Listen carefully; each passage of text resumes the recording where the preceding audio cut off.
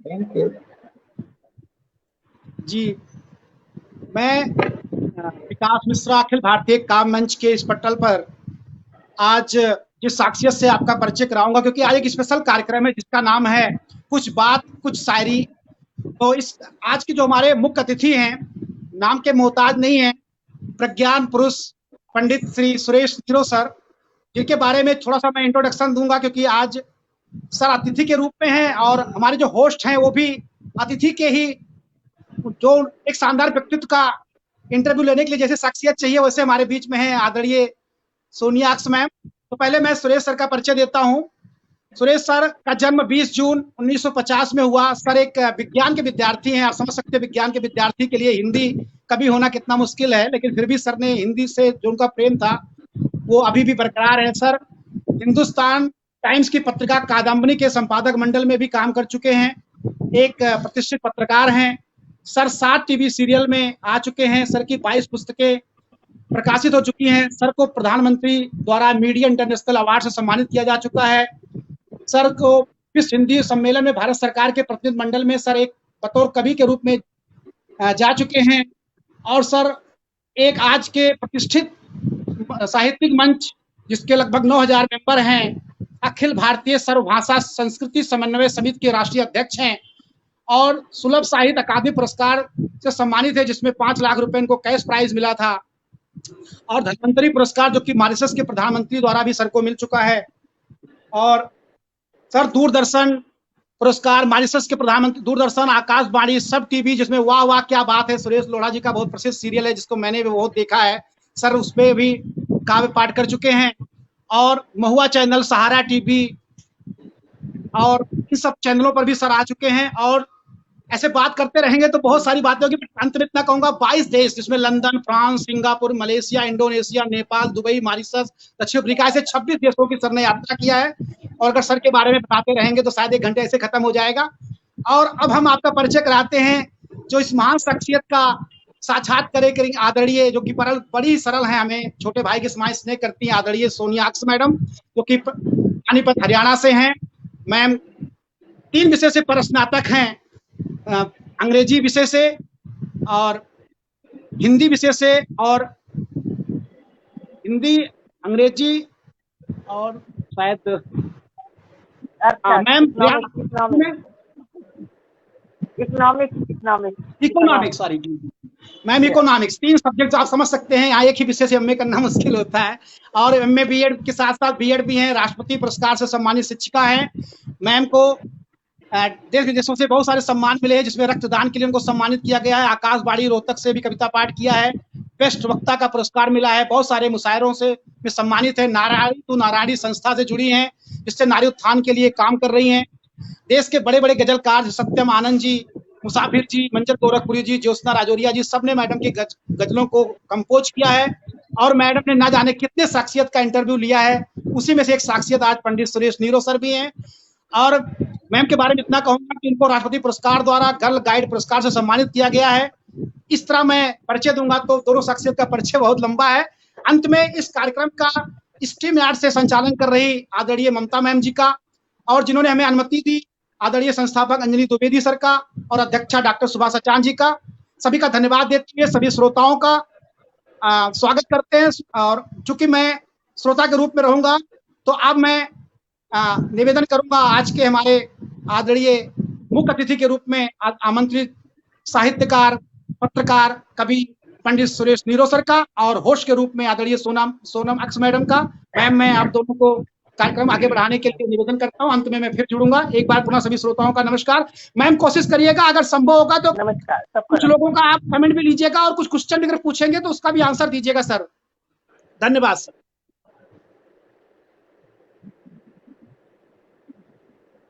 बहुत बहुत शुक्रिया।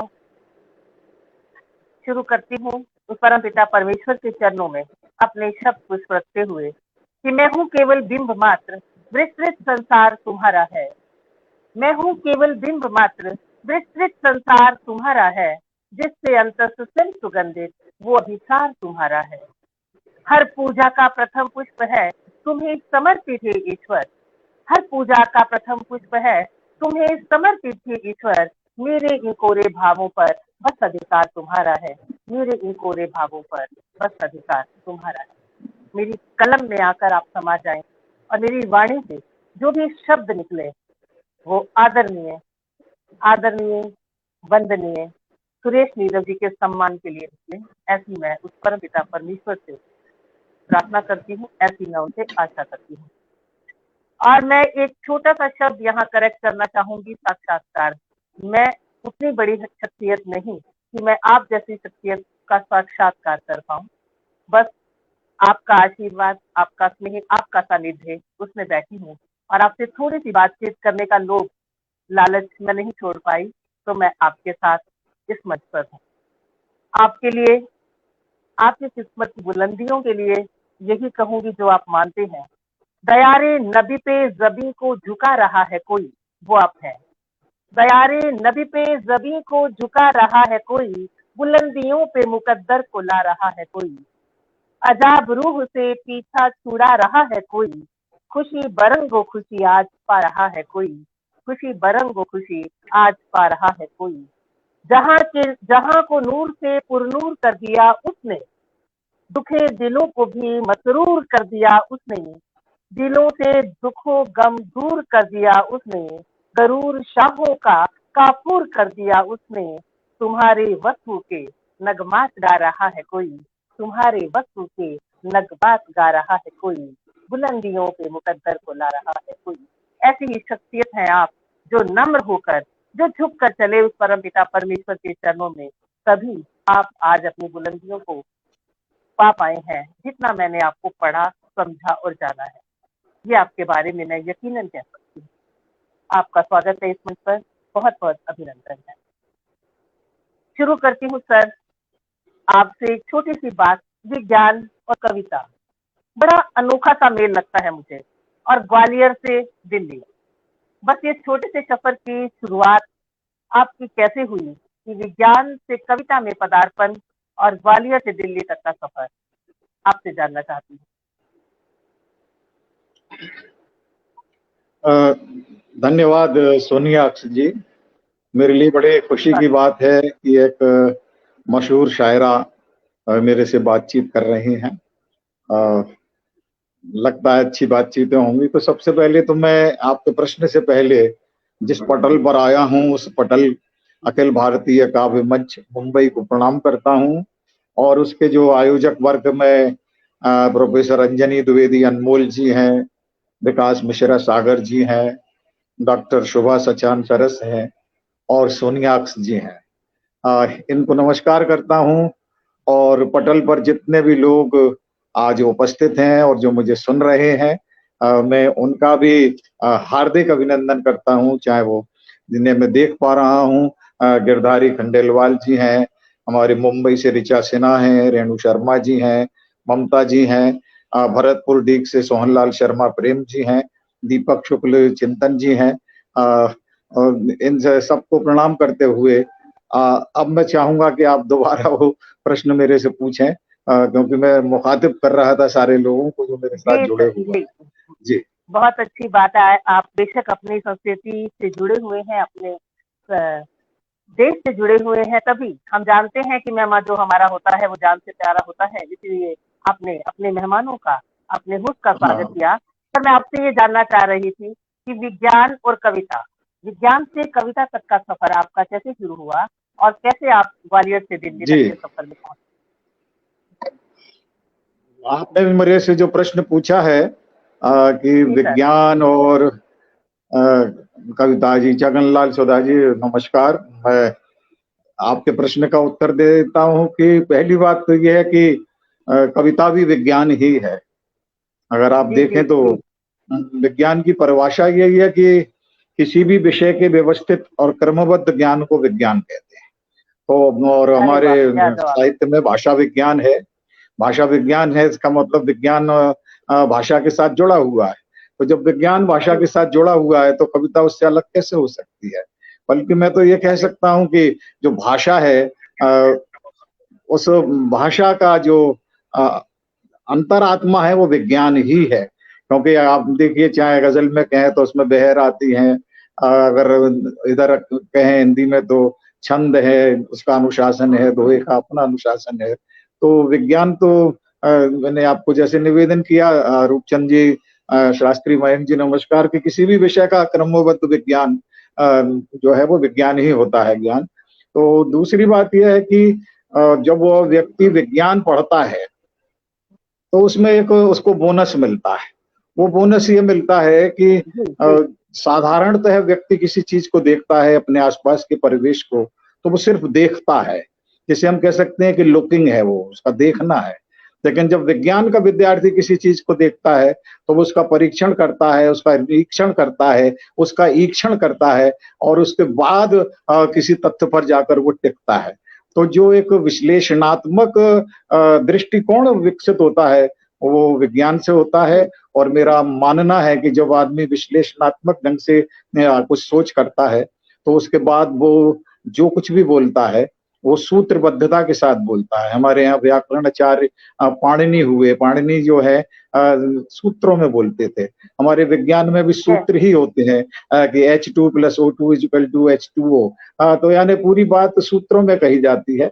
बाद में कविता भी सूत्र ही है, हमारी जो ऋचाएं हैं, हमारे जो शेर हैं, ये सब सूत्र हैं। क्योंकि जो कह दिया फिर उसके पीछे उसके नेपथ्य में बड़ा अर्थवान जो एक मौन और एक चुप्पी टहलती है, उसको समझना कविता होती है। और उसको समझना ही मैं समझता हूँ कि मनोविज्ञान है और विज्ञान है। इसलिए विज्ञान का विद्यार्थी होकर कविता से जुड़ने में बहुत अच्छा लगता है, आसानी होती है और कुछ नया देने की संभावनाएं भी रहती है। बहुत अच्छा आपने बात कही सर। बेशक कि हर चीज में विज्ञान है, चाहे हम दोहा लिख रहे हैं, छंद लिख रहे हैं या गजल लिख रहे हैं, गीत लिख रहे हैं, हर चीज में हम अपनी मात्राओं को लेके चल रहे हैं। और ऐसा मैंने शुरू से पढ़ा भी है और जाना भी है, क्योंकि मैं भी +2 तक विज्ञान की विद्यार्थी थी। उसके बाद मैंने इकोनॉमिक्स और मैथ्स पढ़ा। तो ऐसा माना जाता है कि वो ज्यादा इंटेलिजेंट होते हैं, चीजों को ज्यादा गहराई से लेते हैं।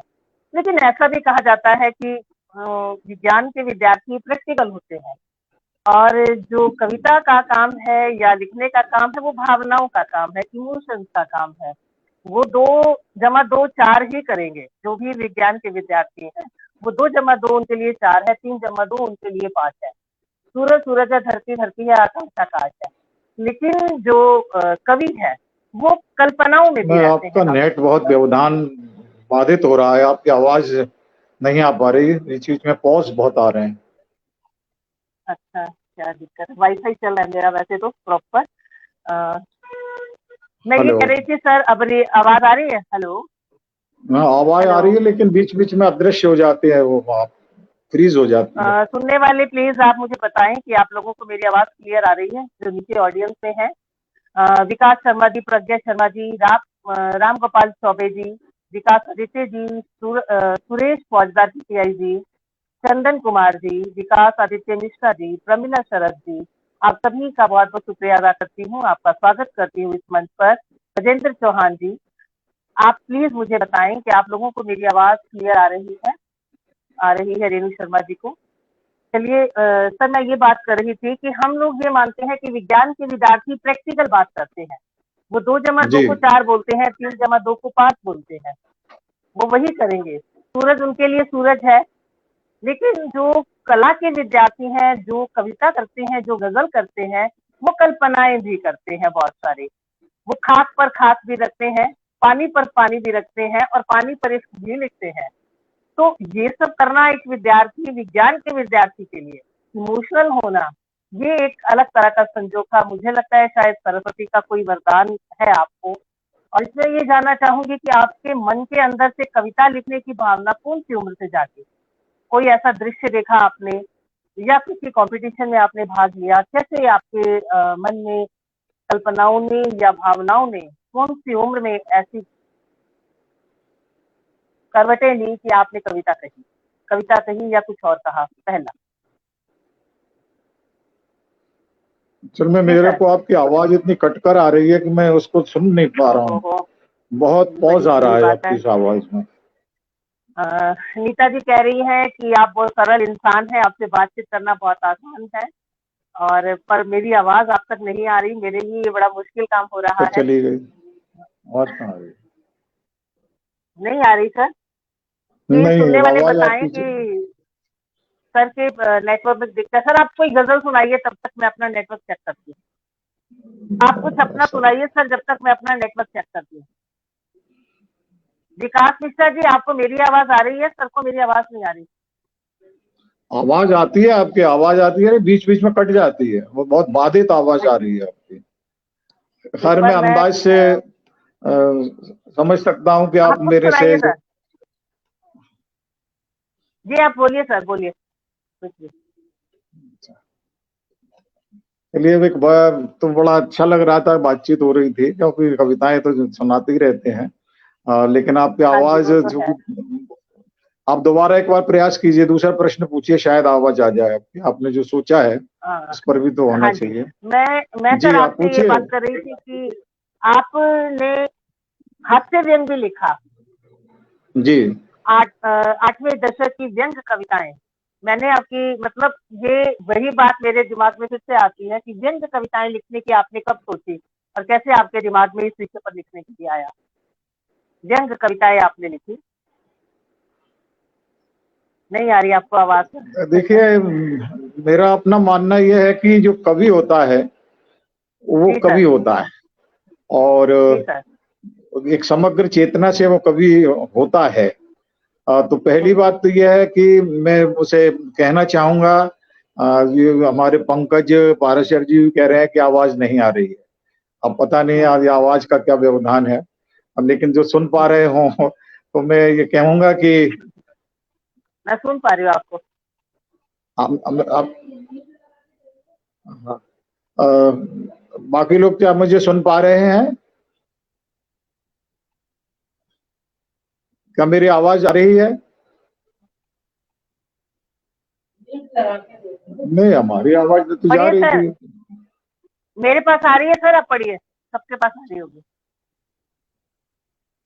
कट आवाज कट कट के आ के रही आ है रही आवाज। है, तो मैं कह ही रहा हूँ।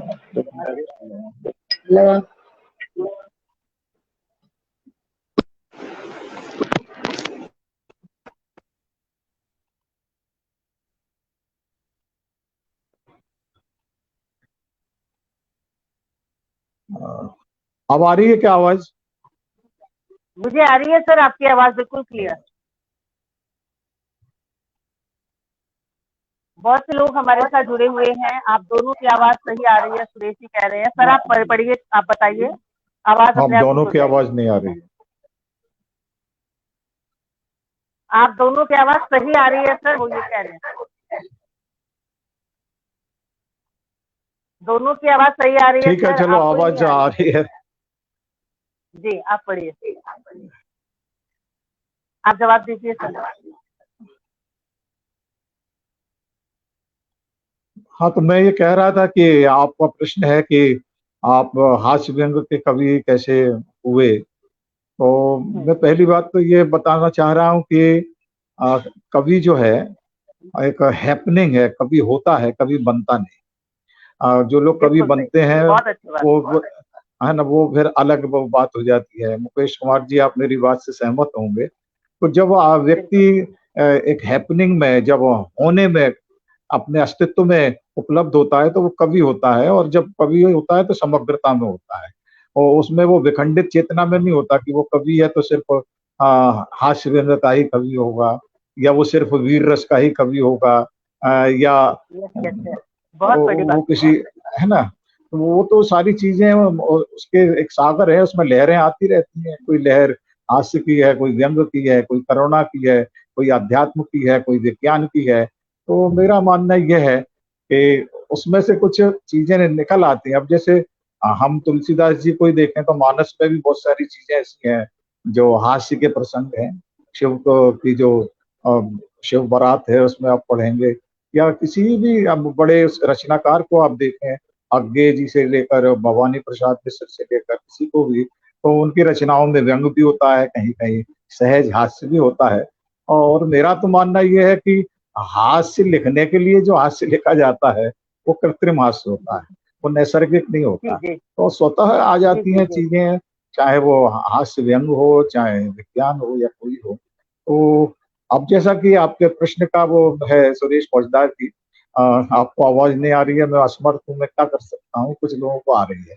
तो मैं ये कह रहा सही था आ रही है कि सर उनको। जब हम विज्ञान के विद्यार्थी हैं तो वो किसी चीज को जो देखते हैं, तो हमारे आसपास इतनी विसंगतियां हैं, इतनी विकृतियां हैं, इतनी विद्रूपताएं हैं कि हमको उसमें से जो चीज निकालनी पड़ती है वो व्यंग की हो जाती है।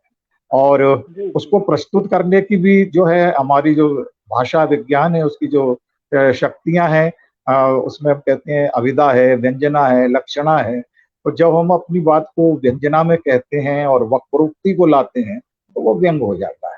उसी बात को सहज ढंग से कह दिया जाता है तो वो दूसरी उसमें हो जाती है। उसी बात को अगर करुणा से कह दिया जाता है तो वो करुणा की हो जाती है। तो जब देखने का जाविया जो है, जो एक डायमेंशन है, वो अगर वक्रोक्ति का है तो रचना व्यंग की रचना हो जाती है। और मेरा अपना मानना है, प्रेमला जी नमस्कार, आप उदयपुर से हैं और बहुत अच्छी कवित्री हैं, कह रही हैं आप सरस्वती पुत्र हैं, आप पर जो सरस्वती का वरदान है। आप स्वयं एक बहुत विदुषी महिला हैं और आप के इस कमेंट को मैं सर माथे लगाता हूँ, शिरोधार्य करता हूँ। तो मैं ये कह रहा था कि जब हम लिखते हैं तो ये सोच के नहीं लिखते कि हम हास्य व्यंग की कविता लिखें। ये एक सिर्फ मेड टू ऑर्डर वर्क हो जाता है कि हमें आयोजन में जाना है, लोगों को हंसाना है, तो कुछ भी लिख दो और उसमें फिर तुक मिला लो, ऐसा कर लो। तो मैं मानता हूँ एक तो उसमें कविता नहीं होती, वो फिर शब्दों का व्यायाम होता है, वो कविता की जी जी। अरे ओ, वो शब्दों का व्यायाम है, कविता की दौड़ धूप है, वो कविता है नहीं। कविता जब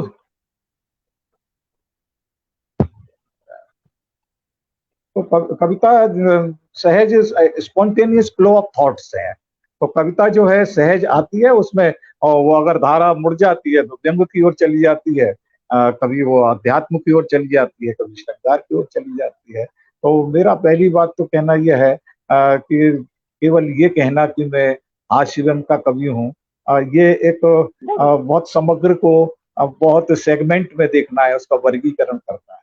कभी कभी होता है, मेरा अपना मानना है, और उसके पास रचनाएं लिखता है तो उसमें हास्य की भी होती है, व्यंग की भी होती है। और चूंकि मैं मंच पर भी रहा, कभी सम्मेलनों और मुशायरों में भी गया, तो मुझे अपनी बात कहने की जो कहन होनी चाहिए, जो लहजा होना चाहिए, वो ऐसा होना चाहिए कि वो कम्युनिकेटिव हो, उसमें संप्रेषणीयता हो। हम जो बात कह रहे हैं वो श्रोता उससे एक मानसिक रिश्तेदारी बना पाए।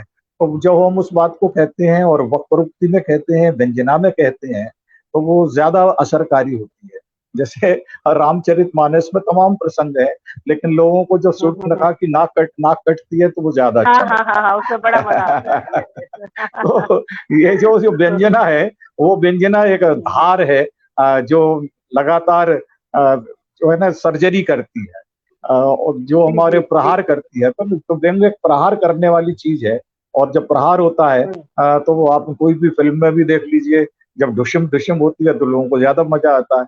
क्योंकि जो शब्दों की माध्यम से हम विकृतियों पर प्रहार करते हैं, उन पर आक्रमण करते हैं, उन पर हमला करते हैं, तो लोगों को अच्छा लगता है। क्योंकि अंततोगत्ता उस व्यंग का जो उद्देश्य है वो सामाजिक परिवर्तन है, और सामाजिक जो कुरीतियां हैं, विसंगतियां हैं, उनका उन्मूलन करना होता है।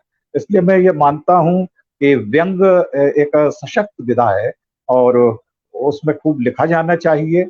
कुछ लोगों के दिमाग में ये रहता है कि हास्य व्यंग थोड़ा नीचे निचले दर्जे की चीज है।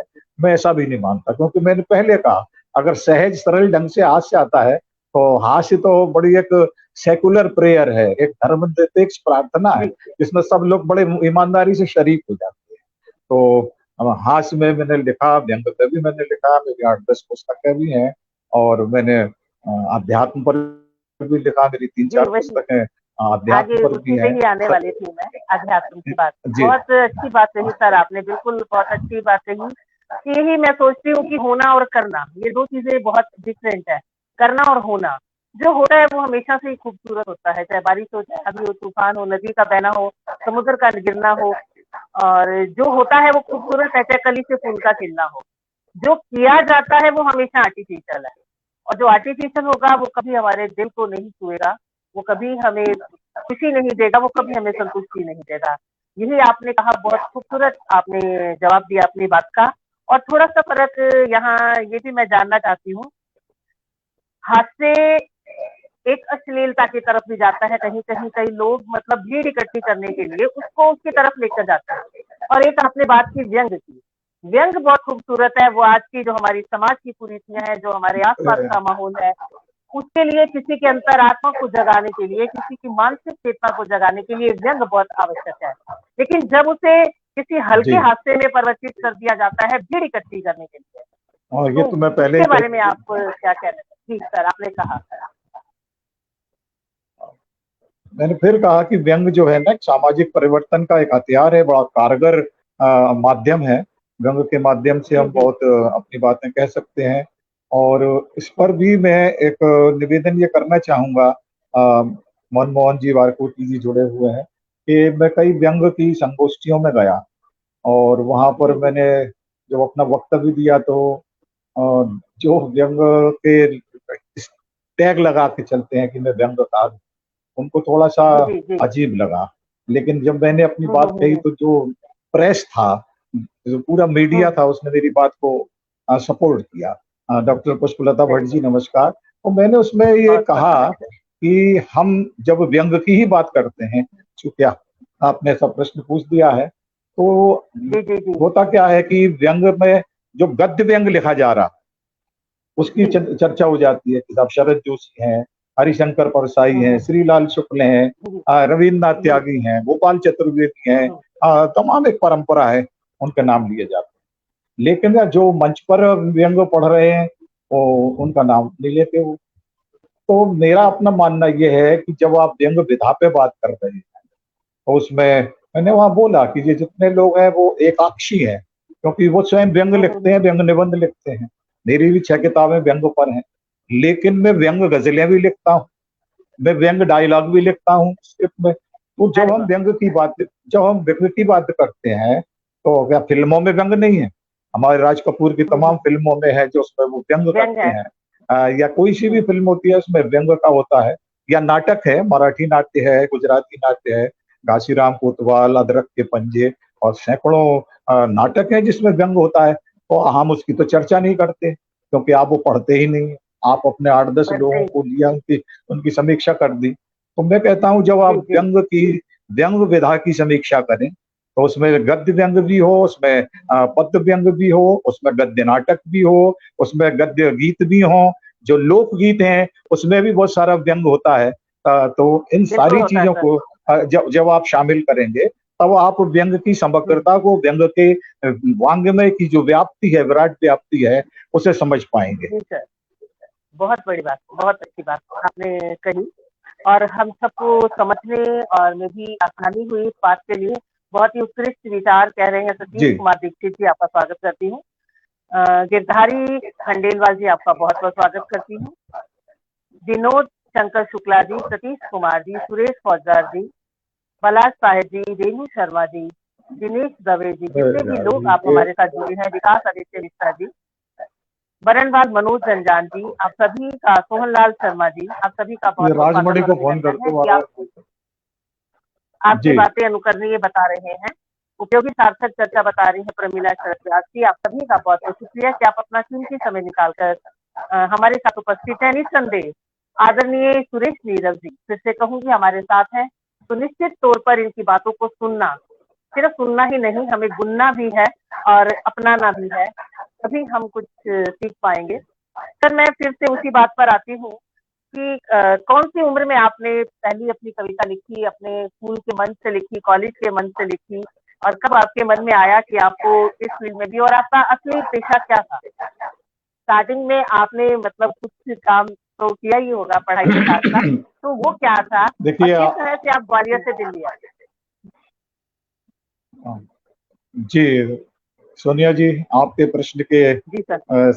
नेपथ्य में कई सारे प्रति प्रश्न भी जुड़े हुए हैं। तो पहला जी तो जी ये कि जैसे किसी व्यक्ति को कहते हैं कि भाई आपको कब एहसास हुआ कि आप हैं।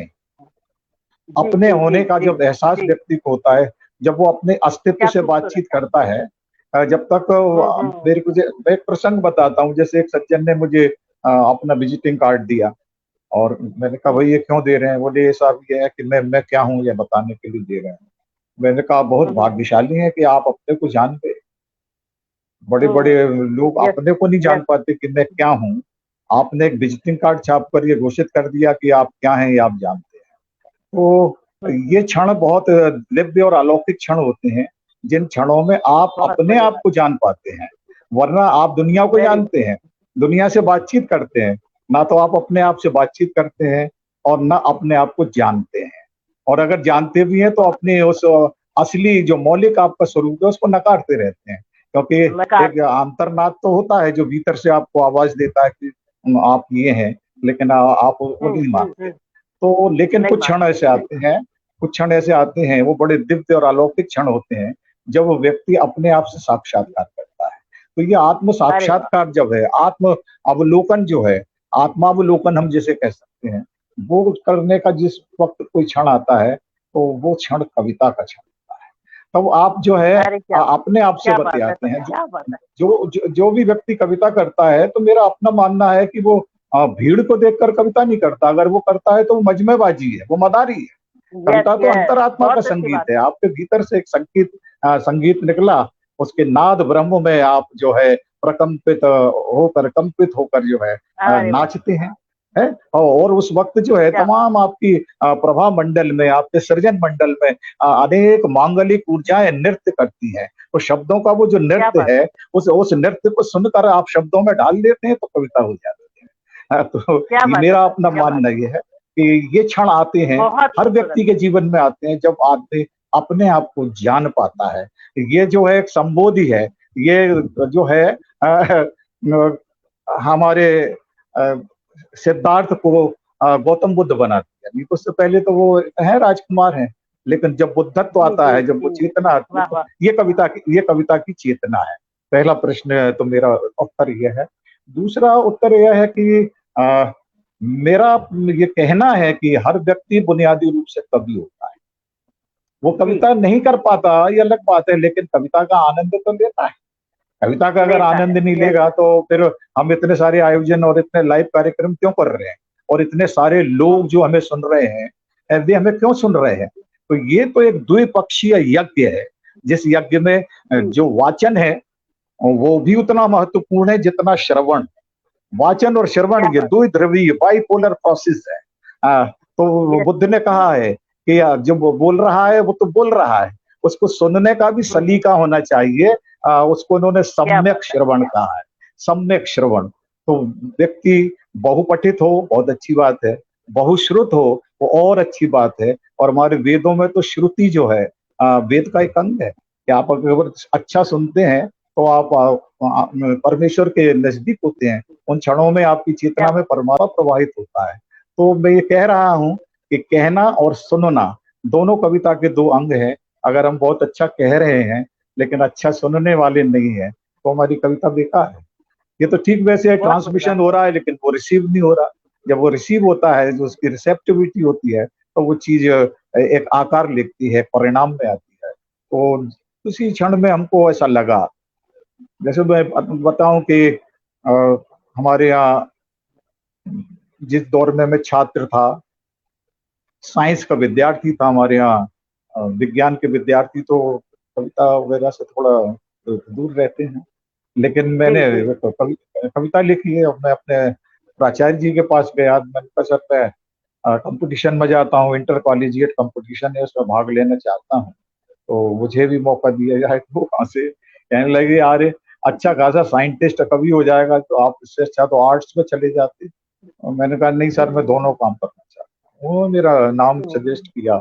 और जब वो कॉलेजिएट जी, जी। कंपटीशन में मैं गया तो लोगों ने भी कहा ये विज्ञान का विद्यार्थी और ये कविता करने आया है, क्योंकि वहां को जाते ही नहीं था कोई। फर्स्ट एंट्री थी मेरी। नहीं तो जाते थे, मैंने, हाँ, हाँ। हाँ, तो मैंने वहाँ कविता सुनाई और जो तेरा उस वक्त उम्र थी 20 एक साल, उस परिवेश में सुनाई और रचना इतनी अच्छी लगी कि इंटर कॉलेजिएट कंपटीशन में मुझे बेस्ट पोइट का अवार्ड मिला। तो जब अरे हम वो क्या शील्ड लेके अपने कॉलेज में आए तो हमारे प्रिंसिपल साहब बड़े गदगदायमान हुए, बोले अरे विज्ञान का तो ये पहला ये है कि हमारे यहाँ एक शील्ड रखी जाएगी। तो वहां से एक शुरुआत हुई और मुझे भी लगा कि विज्ञान का होने का मतलब ये थोड़ी है कि वो कविता नहीं कर सकता। और फिर मैंने अपनी बात कही लोगों से कि हम मूलतः हर व्यक्ति कवि होता है और हम सबके डीएनए में कविता होती है, वरना डार्विन जी कहते हैं हम तो बंदर की संतान है।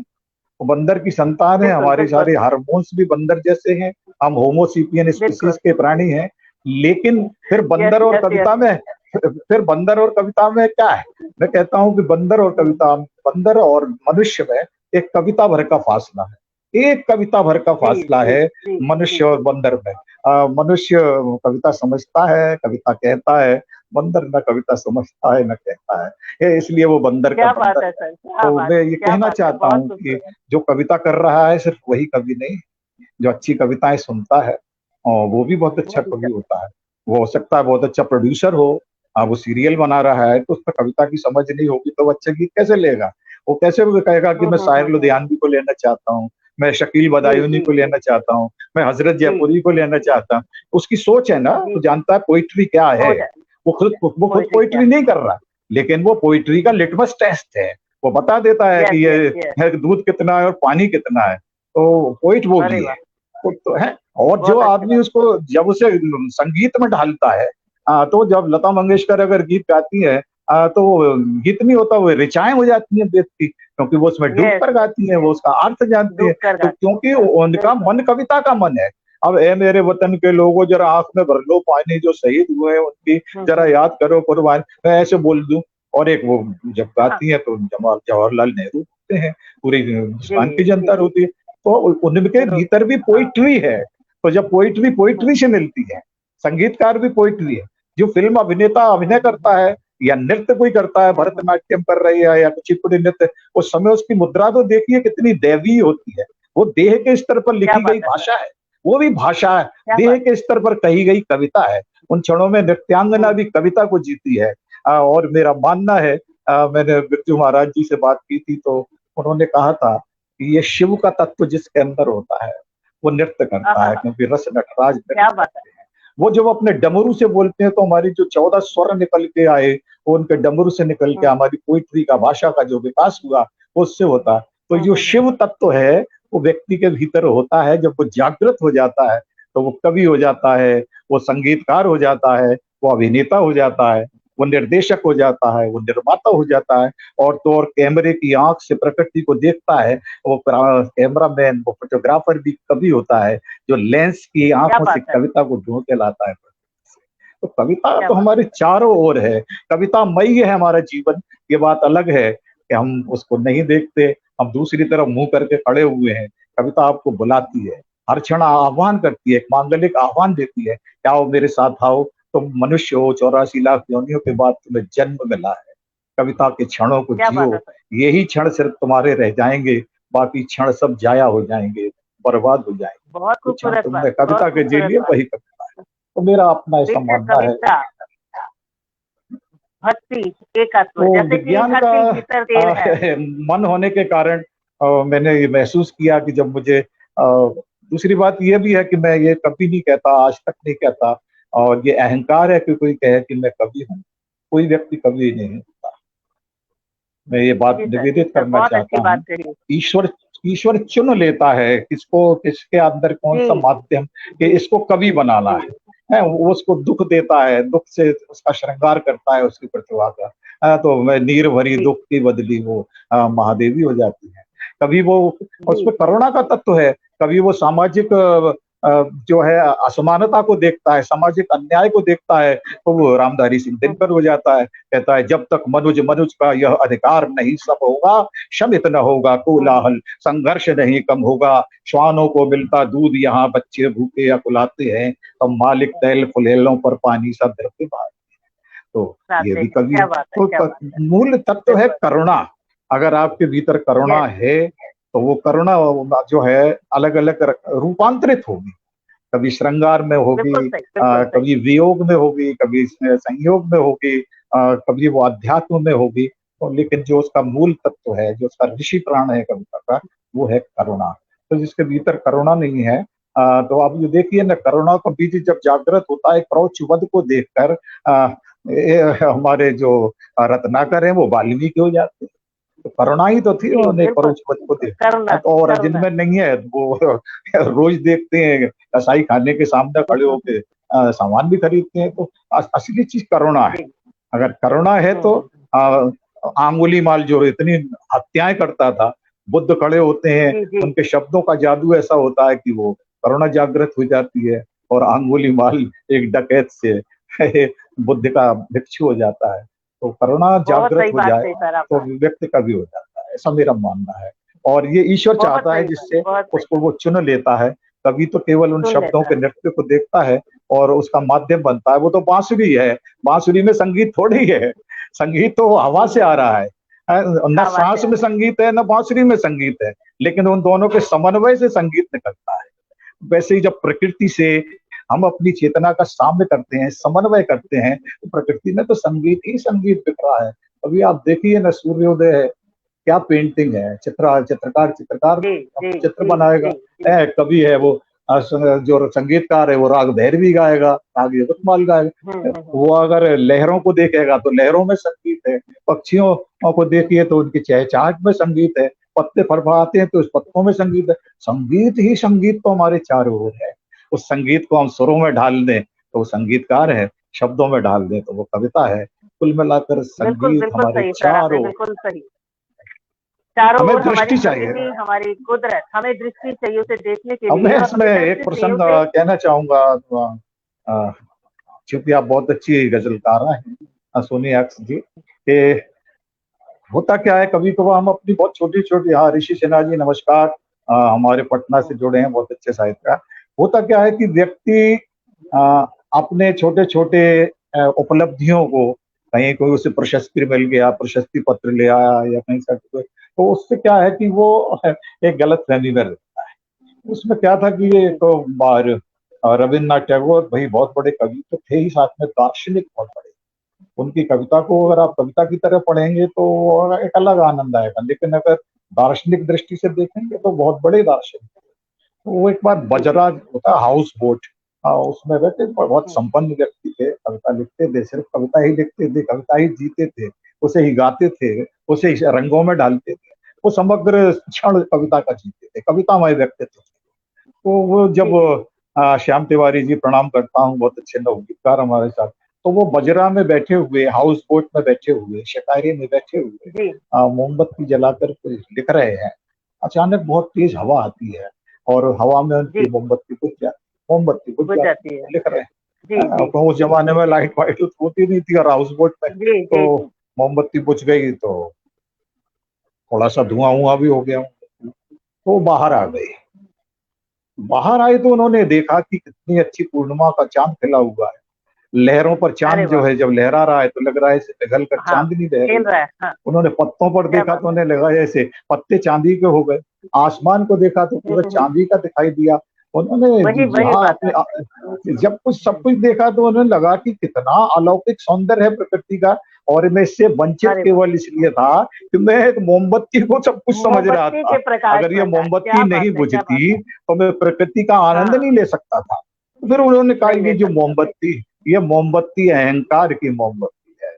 जब ये जी सर, मोमबत्ती बुझ जी सर। जाती है तो हमको प्रकृति का सौंदर्य दिखाई देता है। तो जब ये बहुत प्रकृति का सुंदर बात। सौंदर्य हम आत्मसात करते हैं, हम जब इसको पीते हैं, जब हम इसको जीते हैं, तो ये हमारा आंतरिक सौंदर्य बन जाता है। कवि की कविता उसका बहुत आंतरिक खूबसूरत है। सौंदर्य है।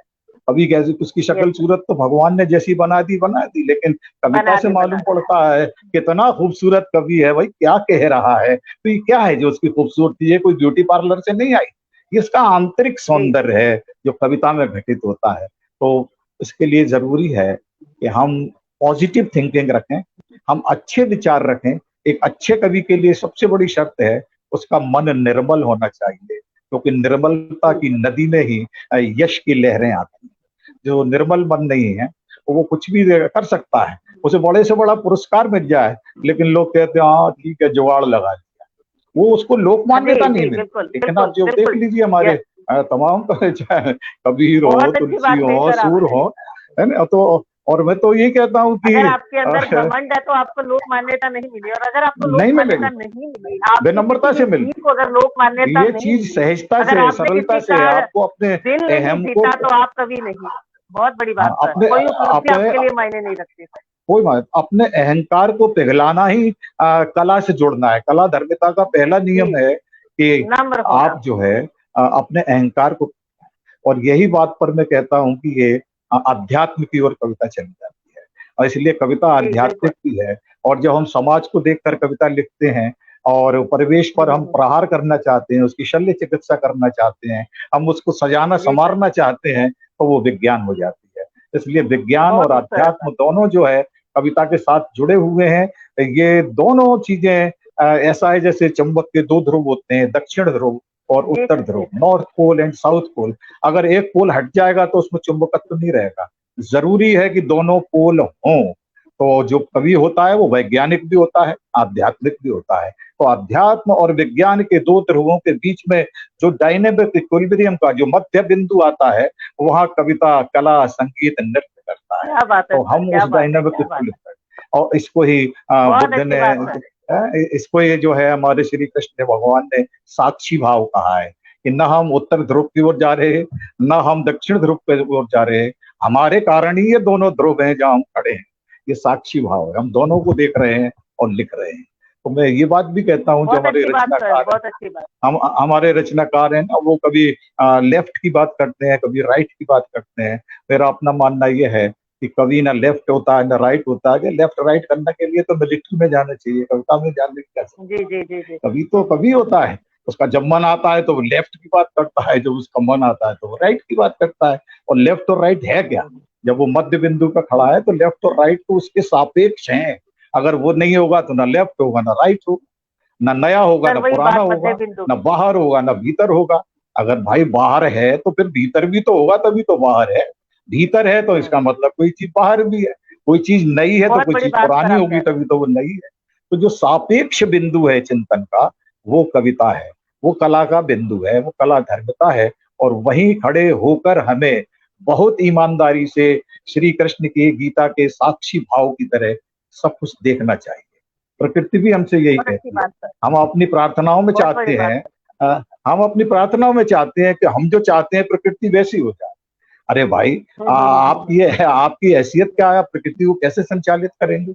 मेरे से कल वो एक नहीं सज्जन सर। पूछ रहे थे कि आज जो है निराशा का दौर बहुत समाज में, जहां देखिए निराशा बहुत। मैं कहा भी नहीं, निराशा कोई चीज ही नहीं होती। गलत है आपका सोचना। निराशा कोई चीज ही नहीं होती। अगर आपके मन में आशा है और वो पूरी नहीं होती तो निराशा आती है। निराशा तो निराशा। आशा तो उसका आशा का बाई प्रोडक्ट है निराशा। तो आप हाँ जी, टू हाँ much anticipation is often enemy of pleasure, Shakespeare कहता है। जी। यस, यस, आप अगर यस, यस। अपेक्षाएं करेंगे, अगर आप अपेक्षाएं करेंगे तो निराशा मिलेगी। अपेक्षा मत करिए, निराशा नहीं मिलेगी। तो जो कहते हैं ना निराशा बहुत है, इसका सीधा संबंध ये है कि आप अपनी गलती को दूसरे पर डालते हैं। आपका मन जी, आशाओं जी, से जी। भरा हुआ है, और ये आशाएं भरा क्या है? हुआ है। उम्मीदें हैं जबरदस्त। आप भगवान के पास भी जाते हैं तो प्रार्थना करते हैं तो एक शर्त लगा के, मेरा ये काम कर दे तो नहीं मैं सर, आपको प्रसाद चढ़ा एक बात दूं। मैं अरे यहाँ भाई, आपसे पूछना चाहती हूँ। आप बहुत जी विद्वान हैं, तो हम जैसे सीधे साधे से नॉर्मल से इंसान हैं, तो आशा, थोड़ी सी आशा तो एक बेटे को अपनी माँ से भी है, माँ को बेटे से भी है, भक्त को भगवान से भी है। बिना आशा के तो ये जीवन नहीं है। कहीं ना कहीं थोड़ी सी आशा तो रहती है। अगर हम किसी तरफ कदम बढ़ाते हैं, किसी हमने कोई पोल बना हाँ लिया, हाँ। कोई मंजिल अब बना वो ली, उस मंजिल की देखिए, तरफ हम मैं तो चलते हैं, चूंकि कुछ तो आशा लेके चलते हैं ना।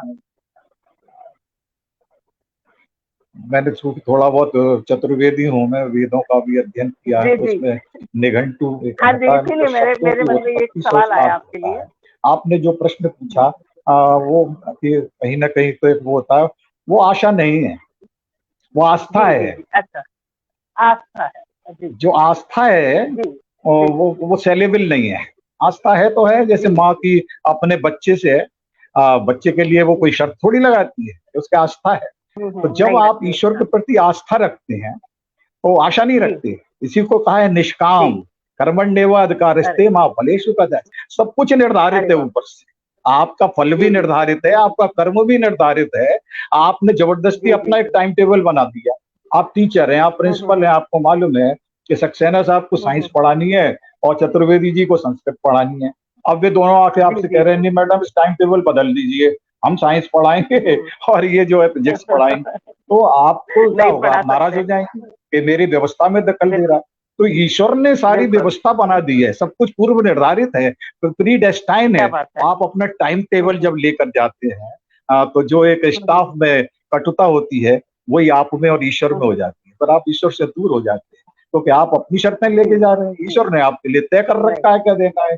और कभी कभार मैं आपको बताऊं कि वो जो सोचते हैं आपको लगता है कि साहब हमने ये कहा लेकिन ईश्वर ने हमारी बात नहीं मानी, हम तो इतनी भक्ति करते हैं लेकिन हमारे को जो है भगवान ने हमारी सुनी नहीं। हाँ तो मैं आपको आपने सोच रखा है, भगवान ने हो सकता है आपके लिए और कुछ अच्छा सोचा हो। मिसाल के तौर पे मान लीजिए मैं एक अच्छा छात्र होता साइंस का, मैं अपने से ही उदाहरण देता हूँ, मेरा 1 नंबर कम रह गया। हमारे समय में खैर 60% नंबर तो बहुत कम लोगों के आते थे, आजकल तो 90% से कम के लोग मिलते नहीं है।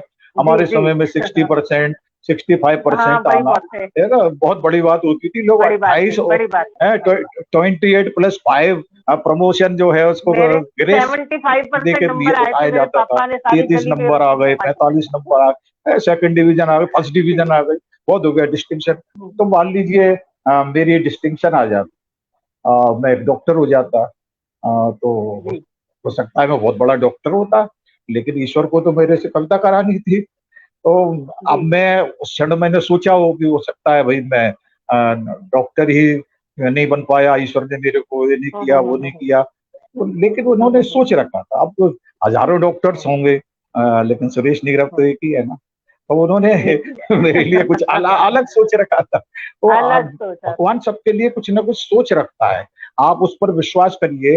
ये ठीक वैसे ही है जैसे आप अपने पुत्र के लिए, है ना, वो चाहे कोई भी हो, माँ या पिता जो भी है, वो अपने संतान के हित में ही सोचता है, वो कभी अहित में नहीं सोचता। तो जब आपने पिता और माता को इतना सम्मान दिया है तो वो तो परम पिता है, वो आपके लिए गलत कैसे कर सकता है। तो और या तो आप आगे चलते हैं सर। अभी आप कविता की जैसे बात कर रहे थे, अंतरात्मा या तो यह है कि आप जो मान रहे हैं वो सब नकली है कि भैया वो परम पिता है परमात्मा, अगर वो है तो फिर उस पर विश्वास करिए ना, जैसे बच्चा अपने माँ बाप पर विश्वास करता है। जिस दिन वो शक करने लगेगा कि मेरे पिताजी मेरे लिए सही काम कर रहे हैं या नहीं कर रहे हैं, तो उस दिन वो धुंधकारी तो हो सकता है, श्रवण कुमार नहीं हो सकता है। जब तक मन में आस्था नहीं होगी, आप माता पिता भी फिर आपके लिए वृद्धाश्रम के उपभोक्ता पदार्थ हैं, उन्हें भेज दीजिए, आप उसको पूज्य नहीं तो तभी हो सकते हैं सर। आप कि आपने अभी जैसे बताया कि कविता के लिए मन का निर्मल होना जरूरी है। अभी आपने एग्जाम्पल दिया बंदर का और इंसान का। वाकई अगर हम इंसान हैं तो हमारे अंदर भाव है, हमारे अंदर संवेदनाएं हैं। जब संवेदनाएं हैं तो हम कवि हैं कि हर तिल भीतर तेल है, लकड़ी लकड़ी आग। हर तिल भीतर तेल है, लकड़ी लकड़ी आग, तुझमें तेरा है खुदा, जाग सके तो जाग। ऐसी ही भावना से आपने बात की। और जैसा कि आप सोचते हैं कि गर शौक लिपटने का है मेरे वजूद से, गर शौक लिपटने का है मेरे वजूद से, मिट्टी को अपनी आई मिट्टी पे डालकर। जब इस तरह का आत्मसम्मान एक कवि के अंदर आता है, वो ईश्वर की दया से पनपता है, तो वो निस्संदेह बहुत खूबसूरत हो जाता है। जैसा कि अभी आपने कहा, शकल सूरत कोई चीज मायने नहीं रखती। जब आपके अंदर की सरलता, जब आपके अंदर का आत्मसम्मान आपके चेहरे पर दिखता है, तो आप खूबसूरत हो जाते हैं। और इसीलिए आप दुनिया से अलग है। You are the best child of God, ऐसा मैं मान के चलती हूँ। तो बड़ी खूबसूरत बातें हो रही हैं आपके सम्मान की। तो सम्मान से भी ज्यादा खूबसूरत बातें आप हमें बता रहे हैं। तो अब हम आते हैं अध्यात्म की ओर। आपने अध्यात्म पे भी बहुत कुछ लिखा, आपने दर्शन पे बहुत कुछ लिखा सर। और आपकी जो ये बातें अभी आपने बताई वो कहीं ना कहीं दर्शन से मिलती थी। दर्शन अध्यात्म और दर्शन की आप बात कर रहे थे कि कामी क्रोधी लालची इनसे भक्ति ना होए। मैं लिखती हूँ कि कामी क्रोधी लालची इनसे भक्ति ना होए, भक्ति करे वह सूरमा जाति वरण कुल खोए।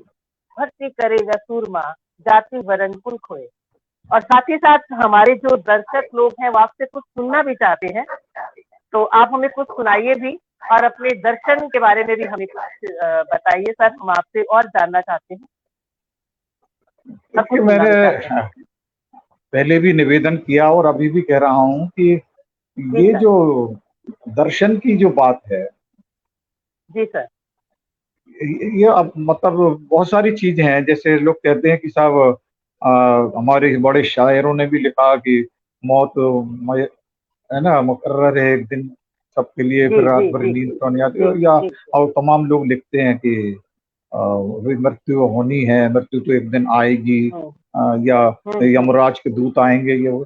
अब जब वो दर्शन से हम सोचते हैं और विज्ञान से सोचते हैं, एक निवेदन मैं आपसे करना चाहूंगा, तो वो ये जी है जी कि हम ये बड़ी गलत फहमी, ये दर्शन की बात कर रहा हूँ और विज्ञान की बात कर रहा हूँ। जी जी जी हम जी। जब ये सोचने लगते हैं कि मृत्यु कोई बाहरी घटना है, तो उसी हम्म। क्षण जो है हम जो है अध्यात्म से दूर हाँ, रह जाते हैं। बहुत बड़ी बात सर, मृत्यु कोई मेरे बाहर मन से की नहीं बात। आती, ये ऐसा जी कोई जी, मृत्यु डिपार्टमेंट बाहर थोड़ी है से वहां नहीं से कोई आती, आए। ये तो हमारे अंदर से।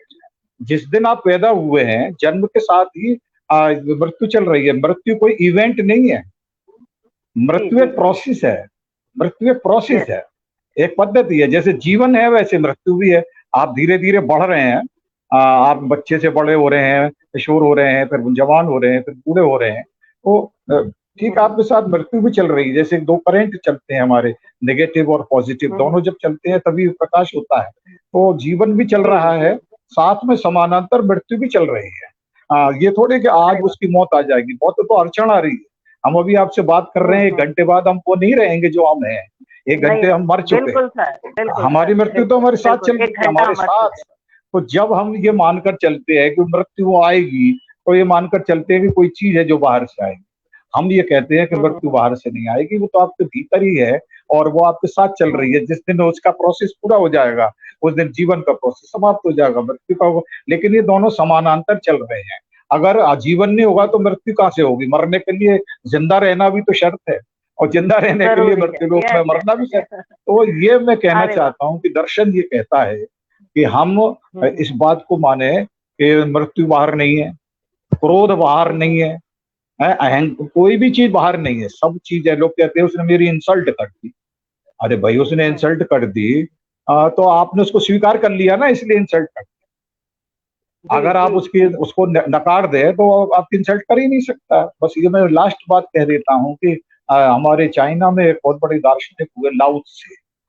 लाओ त्से का जी ये जी। कहना था कि भाई मैं ईश्वर का भक्त हूँ और मुझे कोई हरा नहीं सकता। साहित्यकार जब कोई हम्म। ऐसी बात करता है, तो सियासतदानों को, राजनेताओं को बहुत बुरा लगता है कि इसमें तो बड़ा अहंकार हम्म है। जबकि उनके कहने के पीछे अहंकार नहीं था, वो दार्शनिक भाव से कहते। तो वहां के सम्राट ने उन्हें बुलाया और ये कहा कि भाई हमने सुना है कि तुम बहुत घमंडी टाइप के आदमी हो, और तुमने ये कहा कि तुम्हें कोई हरा नहीं सकता, तो मैं तुम्हें हरा दूंगा। तो वो जमीन में लेट गए, बोले साहब मैं हार गया हूँ, मैं तो हारा हुआ आदमी हूँ, आप मुझे हराइए। क्या तो जो बात है, व्यक्ति क्या बात है, क्या बात है। जो व्यक्ति पहले से हारा हुआ है, उसे कौन हरा हाँ सकता हाँ है? हाँ हाँ। ये तो आपकी भीतर बस एक बस। कामना है ना, अहंकार की, मैं जीतता रहूं। तो दूसरा आदमी आपको पराजित हम्म कर जाता है, वो कोई संवाद से कर जाता है। कभी आप निकले, उसने आपको नमस्कार नहीं किया, आपका अपमान हो गया। अरे भाई, नहीं किया तो नहीं किया, क्या फर्क पड़ता है? पेड़ है, हम्म अपना है, धूप है, निकल रही है, आप सूर्य की पूजा करें या न करें, धूप को क्या फर्क पड़ रहा है? फूल खिल रहे हैं, कोई उसे क्या फर्क नहीं फर्क पड़ पड़ता। रहा है? आप उसका अभिनंदन करें, उस पर कविता लिखें या ना लिखें, वो तो अपने उसमें है ना। हम्म। तो जब आप अपने आप को दूसरे से जोड़ते हैं, अपने अस्तित्व को अपने से न मानकर दूसरे पर आश्रित कर देते हैं, तब ये सारे कष्ट होते हैं। तो अध्यात्म ये कहता है बहुत बड़ी बात कि सर। बाहर आदमी ने आपको गाली दी है, आपको क्रोध आ गया, तो जो रिमोट है वो तो हम्म। उसके पास है। जब रिमोट उसके पास है तो फिर आप काय के मनुष्य हैं? आप तो खिलौने हैं जिसको वो खिला रहा है। लेकिन बहुत जब बड़ी आपको सर, ये बहुत मालूम बड़ी पड़ेगा बात कि है। नहीं, मैं हूँ, अगर वो गाली देगा तो भी मैं क्रोधित नहीं होऊंगा, अगर वो अभिनंदन करेगा तो भी मैं प्रसन्न नहीं होऊंगा, क्योंकि जो आज अभिनंदन कर रहा है, हो सकता है कल मेरी निंदा भी करे। अभिनंदन, निंदा, ये बिल्कुल। सब विकार है। आप तटस्थ भाव से जिए, जो तटस्थता है आपकी, उसमें जिएंगे तो बहुत ना बड़ी बात आपको सर। ना हार है ना जीत है। जो कुछ है वो तो ईश्वर वाले, ईश्वर के पास है। वहां ना कोई हारता है ना जीतता है। बड़े बड़े जीतने वाले भी उसी मुद्रा में जाते हैं जिसमें हारने वाले जाते हैं। तो हार जीत अच्छी दोनों बात ये कही सब सर आपने। सांसारिक बातें हैं, बाकी मैं कुछ भी हमेशा से यही मानती हूँ कि हमारे ऊपर है कि हमें क्या ग्रहण करना है, नहीं। जी क्या डॉक्टर लेना है। संगीता जी, अगर धन्यवाद, हमने। आपने मेरी जी। बात को सही कहा। चलिए, मैं समझता हूँ समय हो गया सर, रहा कोई बात है। नहीं सर, आपसे सुने बिना तो कुछ नहीं जाएंगे और आपकी बातों का समर्थन करते हुए मैं यही कहती हूँ सर, चलिए, मैं बिल्कुल यही मानती हूँ मैं भी। आपका मन है और जी सारे, चूंकि मंच पर हमारे तमाम लोग जुड़े हैं, तो एक रचना देता हूँ। जी सर, स्वागत। और जैसा कि आप मुझे इतनी देर से सुन रहे हैं, तो पहले एक रचना देखिए। इसमें मैं ये कहता हूँ कि हम अगर अपना सम्मान करना सीख जाएं तो हम दूसरे का सम्मान कर सकते हैं। अगर आप बिल्कुल अपने ही सर, प्रति बदतमीज हैं, आप दूसरे का सम्मान क्या करें? होता नहीं क्या करेंगे। है, हम अपना ही सबसे ज्यादा अपमान करते हैं। जो आपके मन का जी आता है उसको आप नकारते हैं, और वो करते हैं जो आपको करना पड़ चाहिए, आप जैसा सोचते हैं। तो आप अपना ही सम्मान नहीं कर रहे, समझौते कर रहे हैं, आपको मालूम है गलत कर रहे हैं। तो मैं ये कहता हूँ कि ऐसा नहीं, आम ब्रह्मास्मि, आप ब्रह्म है, आपको भी छोटे मोटे समझौते नहीं करने चाहिए। और जब मैं कहता हूँ कि मैं ब्रह्म हूँ, तो ये मेरा अहंकार नहीं है, क्योंकि मैं कहता हूँ अहम ब्रह्मास्मि तत्त्वमसि, तुम भी वही हो जो मैं हूँ। जी जी, मैं आपको भी उसी बिल्कुल लेवल सर, पर स्वीकार करता हूँ कि जो अहम जी ब्रह्मास्मि है, तत्त्वमसि है, तो हम दोनों को संचालित करने वाला कौन है? वो कोई और है। तो मैं उससे थोड़ा संवाद कराता हूँ। सुनाइए। उसे आप गजल कह सकते हैं। जी सर, कि स्वागत। आग से तो मैं घिरा हूँ, आग से तो मैं घिरा हूँ, जल रहा कोई और है। क्या आग बात है। से तो मैं घिरा हूँ, जल रहा कोई और है। मंजिलें मुझको मिली पर चल रहा कोई और है। आग क्या से बात है। तो मैं घिरा हूँ, आग से तो मैं घिरा हूँ, जल रहा कोई और है। मंजिलें मुझको मिली पर चल रहा कोई और है। हम उस निराकार को अपनी कविता में लाना चाहते हैं, चित्रकार चित्र में लाना चाहता है, संगीतकार गीत में लाना चाहता है, लेकिन निराकार को आकार आप दे नहीं सकते। तू ही जी कह ऐ मन के साचे, तू ही कह ऐ मन के साचे, अब तुझे ये क्या हुआ। वाह। भूपेंद्र राघव जी, डॉक्टर दमयंती शर्मा जी, नमस्कार। तू ही कह ऐ मन के साचे, अब तुझे ये क्या हुआ। ढालना चाहा किसी को, ढल रहा डर कोई रहा कोई और और है, क्या बात है। है। वाह वाह। तू ही कह, तू ही कह ऐ मन के साचे, अब तुझे ये क्या हुआ। ढालना चाहा किसी को, ढल रहा कोई और है। और मैं बात कहना चाहता हूं कि हम धरती को मां मानते हैं। क्यों मानते हैं? जी कर भलाई भूल जाना, कर हाँ भलाई भूल जाना, ये जमी से सीखिए। हाँ, कर भलाई भूल जाना, ये जमी से सीखिए। फर्ज धरती ने निभाया, हल रहा कोई और कोई और है। है। हाँ, तो ही क्या बात है। कर भलाई भूल जाना, ये जमी से सीखिए। फर्ज धरती ने निभाया, फल रहा कोई और है। और देख जलती मोमबत्ती, देख जलती मोमबत्ती, ये ख्याल आया मुझे। देख जलती मोमबत्ती, ये ख्याल आया मुझे। नाम बाती का हुआ पर गल रहा जल रहा कोई कोई और और है, वाह। है। देख बहुत अच्छा। जलती मोमबत्ती, ये ख्याल आया मुझे। नाम बाती का हुआ पर गल रहा कोई और है। और मक्ता देखिएगा, नाम देते हैं उसमें शायर अपना नाम, तो उसको मैंने किस तरह निभाया।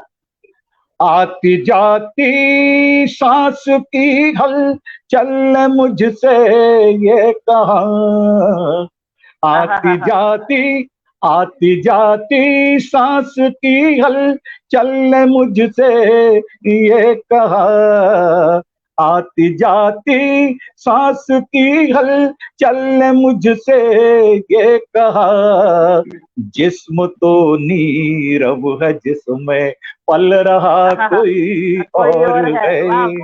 आती जाती सांस की हलचल मुझसे ये कहा, जिस्म तो नीरव है जिसमें पल रहा कोई और है। आग से तो मैं घिरा हूँ, आग से तो मैं घिरा हूँ, जल रहा कोई और है। मंजिलें मुझको मिली पर चल रहा कोई और है। और इसको ही मैं, अब चूंकि मेरा ब्रह्मरंध्र खुल गया कविता की तरफ, एक गजल और आप चूंकि इतनी सोनियाक्षी जी, आपकी ये दिव्य उपस्थिति है जिससे मुझे प्रेरणा मिल रही है कि मैं अच्छी गजल सुना पा रहा हूँ। आप जैसी अच्छी तो नहीं लिख पाता, लेकिन फिर भी लिखता नहीं सर, ऐसा नहीं सर, प्लीज ऐसा नहीं। आप देखिए, हर मेरा अपना मानना है, हर फूल की अपनी खुशबू है, कभी किसी से तुलना की ही नहीं जानी चाहिए। वो तो आप लिखती हैं, बहुत श्रेष्ठ लिखती हैं, जो भी लिखता है वो श्रेष्ठ लिखता है, क्योंकि कोई भी व्यक्ति ये सोच के नहीं लिखता कि वो कूड़ा लिख रहा है, वो अपना श्रेष्ठतम ही परोसना चाहता है। तो जो श्रेष्ठतम जो क्षण है, उन क्षणों में जो लिखा जाता है उसको हमारे वेदों में आर्योपतिष्ठ चेतना कहा है।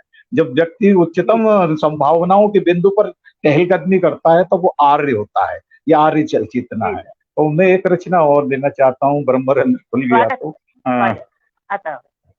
इसको कविता जो हम कहते हैं तो ये हमारे लिए योग है, यही हमारा योग है, हम इसी पर बात करते हैं, कभी योग पर अलग से सुनाएंगे, आज ही सुनाएंगे। कि कौन है जो इस जहां में जान पाया है मुझे,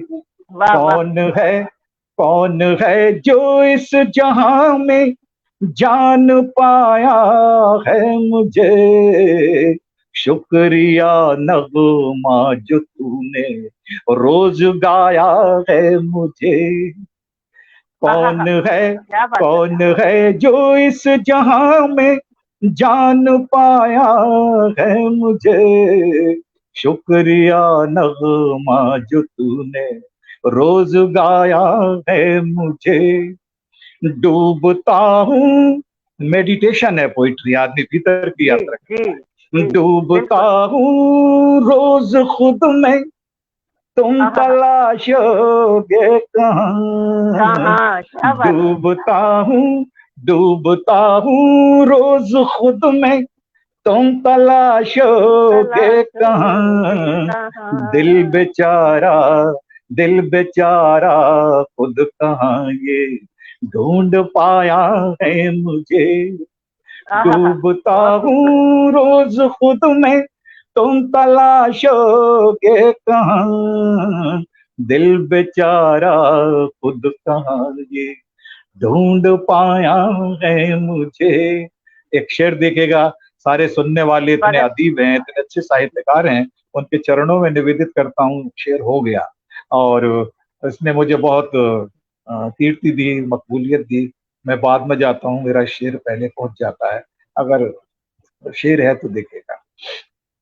पर्यावरण चेतना पर एक शेर कि कितने जंगल कत्ल होंगे, सोनिया जी, कितने जंगल कत्ल होंगे, कितने जंगल कत्ल होंगे एक सड़क के वास्ते।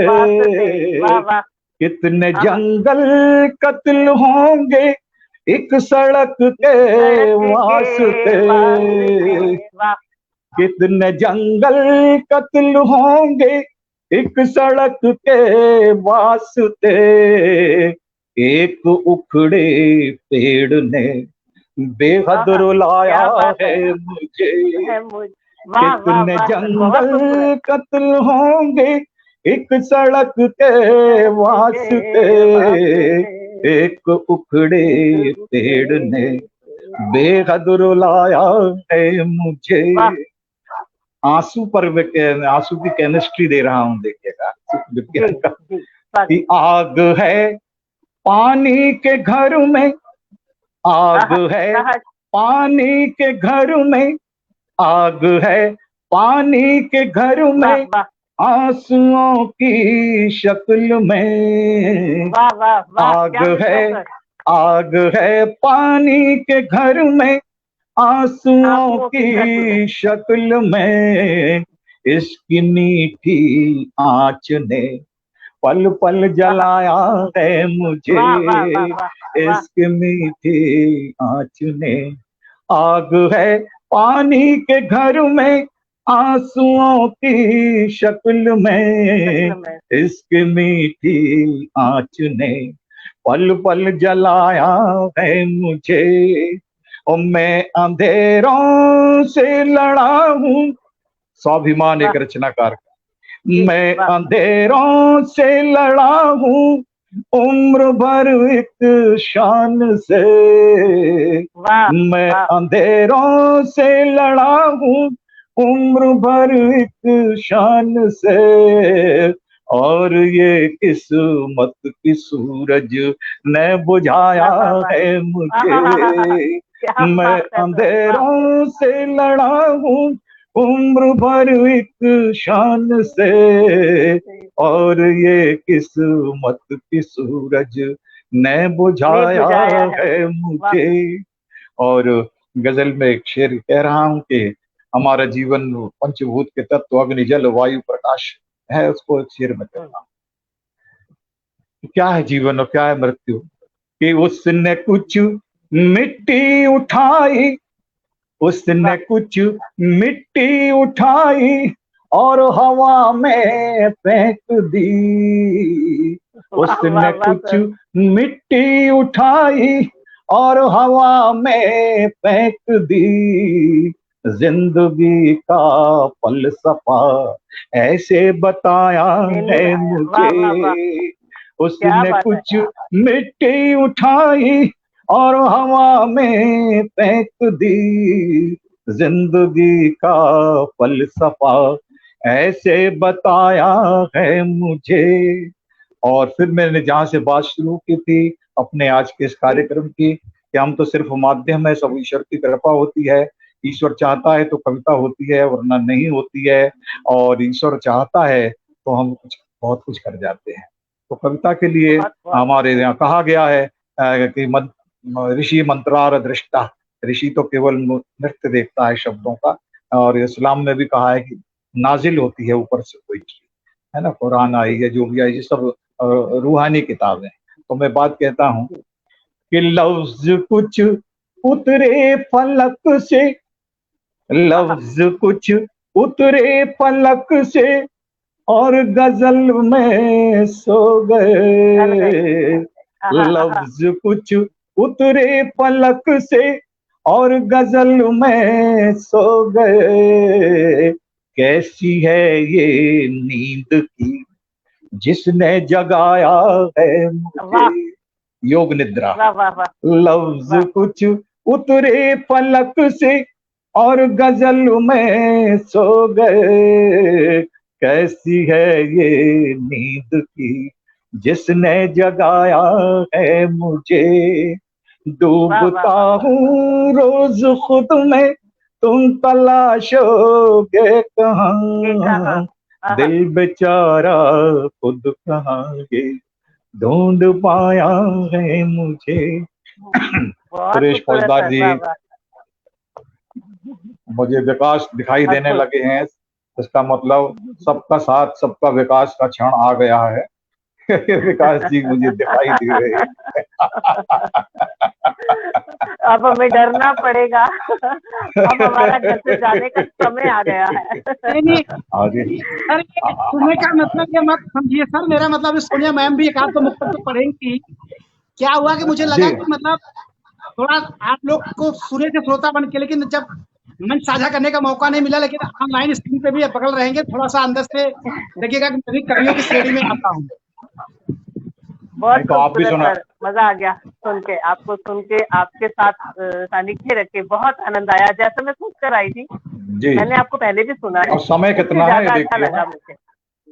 अब 5 है? मिनट है हमारे पास, मुझे लगता है 5 मिनट तो ऐसा कुछ नहीं मैम, तो 5 से 10 मिनट भी हो जाए चलेगा मैम, कोई दिक्कत नहीं सर, आप पढ़िए और 2 ठीक मिनट है, 1-2 मुक्तक तो मैम भी पढ़ेंगी। चलिए एक रचना में और अंत में पढ़ देता हूँ, क्योंकि मैं बहुत समझदार साहित्यकार एक देख रहा हूँ, डॉक्टर सम्राट सुधा जी हमारे साथ जुड़े हुए हैं और जी जी चिंतनशील व्यक्तित्व हैं रुड़की से।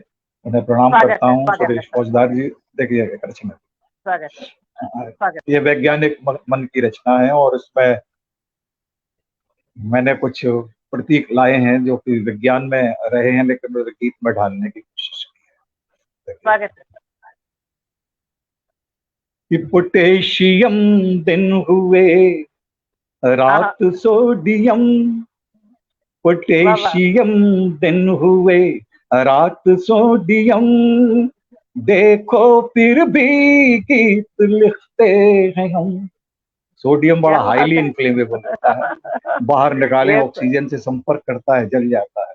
वैसे कवि का मन भी बड़ा संवेदनशील होता है, बड़ा हाईली इनफ्लेमेबल होता है। हाँ ऋचा जी नमस्कार, मुंबई से आप मुझे सुन रही हैं। कि पोटेशियम दिन हुए रात सोडियम, देखो फिर भी गीत लिखते हैं हम। संगीता राज जी, घायल है सुबह की नर्म नर्म एड़ियां, घायल है सुबह की नर्म नर्म एड़ियां, डसती है धरती को युद्धों की बेड़ियां। आज सारे तरफ युद्ध का आतंक है। अफगानिस्तान में क्या हो रहा है, तुर्किस्तान में क्या हो रहा है, पाकिस्तान में क्या हो रहा है।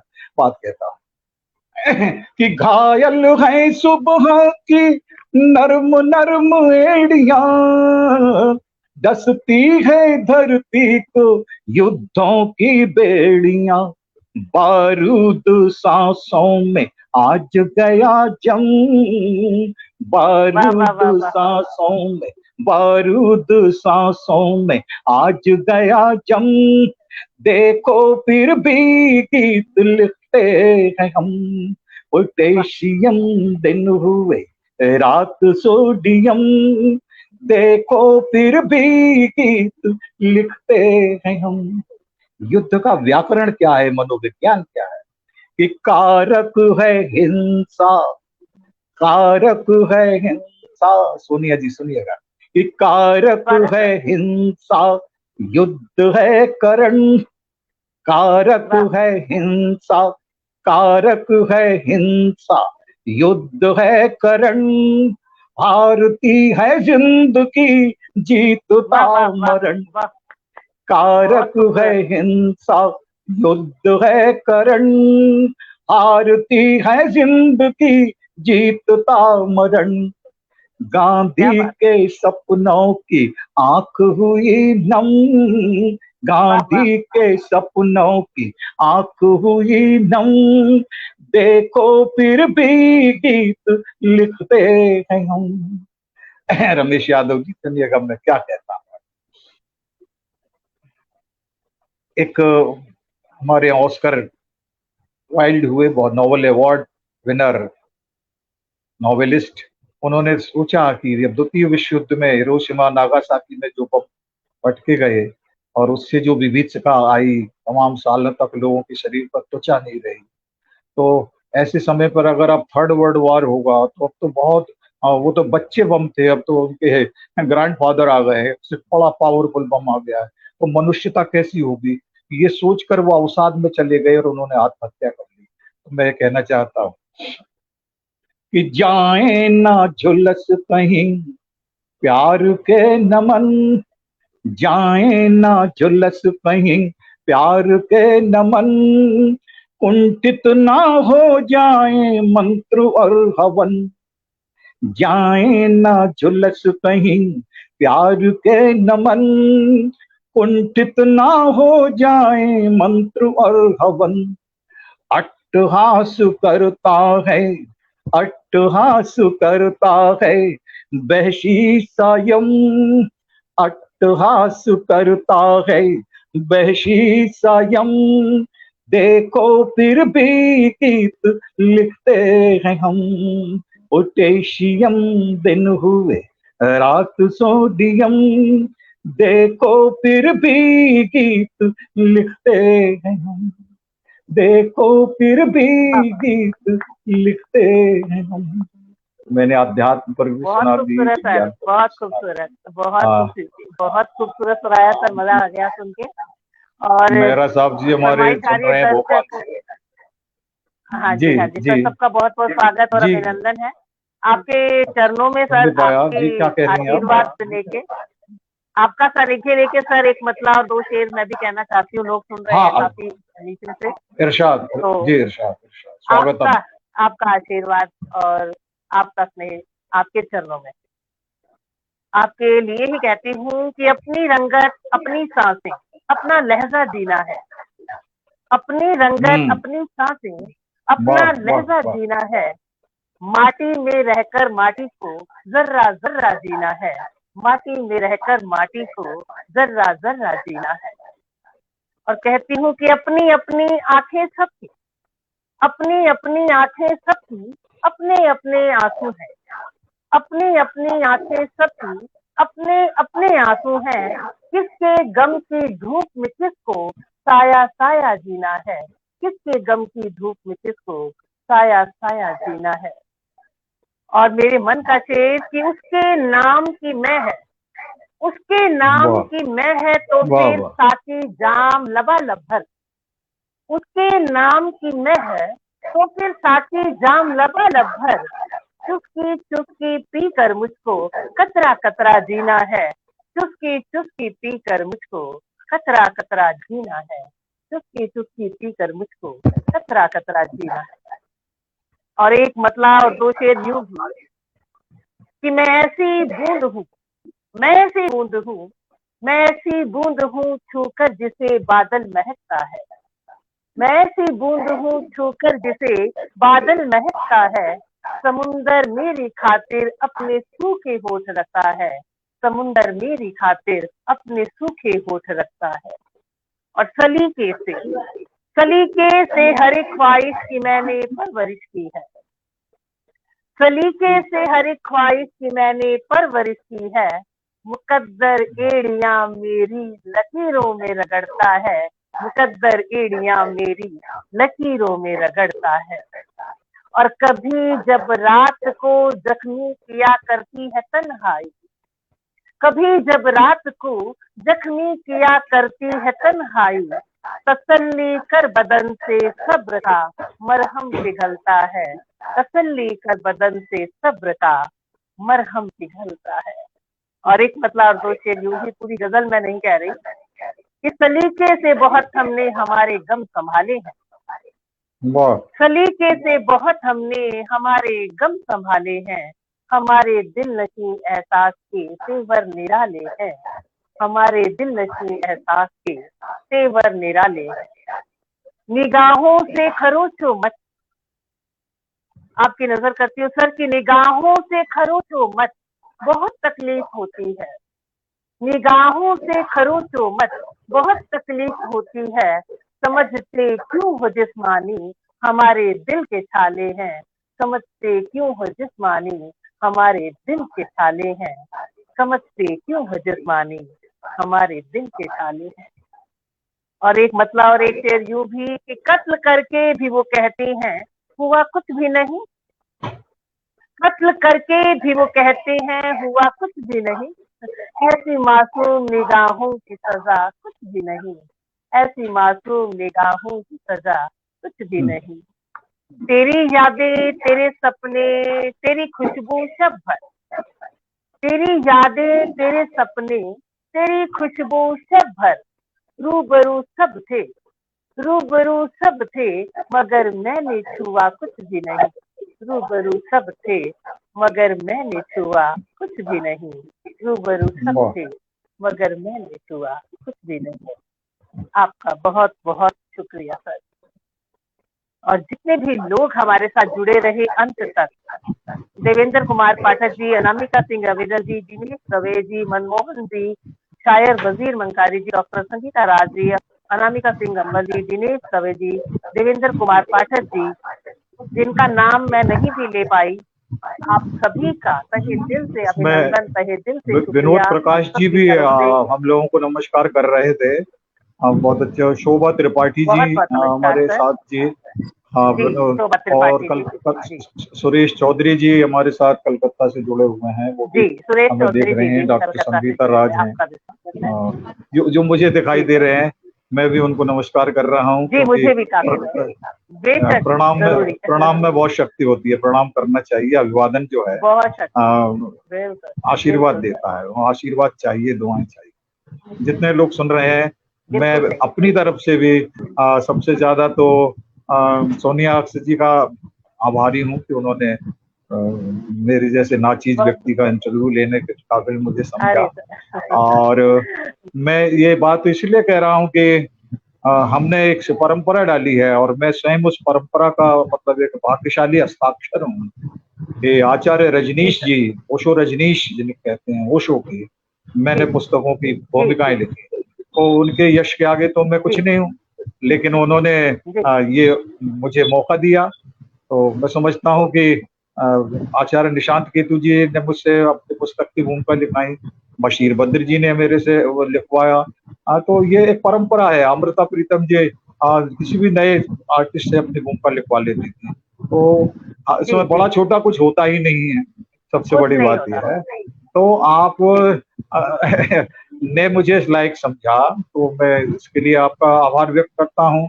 और हमारे विकास मिश्रा जी, जिन्होंने मुझे अपने इस बहुमूल्य पटल पर अवसर दिया आने का, मुझे इतने सारे लोगों से मिलने का अवसर उपलब्ध कराया, मैं उनके प्रति बहुत आभारी हूँ।